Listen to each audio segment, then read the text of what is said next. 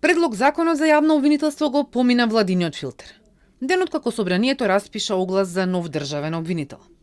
Донесувањето на овој закон представува значаен исчекор во заекнувањето на независноста, ефикасноста и отчетноста на јавното обвинителство, велат од владата. Со новото законско решение се воведуваат измени во постапката за избор на јавен обвинител на Република Северна Македонија со јасно дефинирани критериуми и механизми кои обезбедуваат транспарентен, инклузивен и меритсистемски пристап при изборот на најквалитетните кандидати.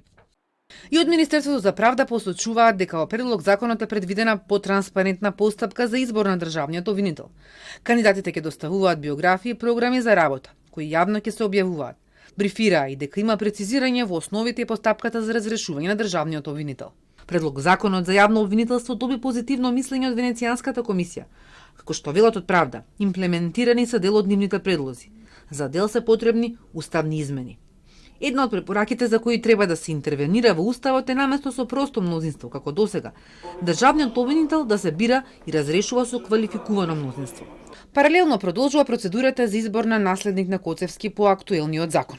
Откако огласот ќе биде објавен во службен весник, стартува рокот од 15 дена, во кој може да се пријават сите заинтересирани обвинители и судии и кривичари со непрекинат работен стаж од најмалку 10 години. Потоа постапката за избор се сели во Советот на јавни обвинители кој треба да даде мислење за сите кандидати. Владата од нив може да го предложи на собранието само кандидат кој добил позитивно мислење. Коцевски обвини за политичка и правно неиздржана постапка за негова смена.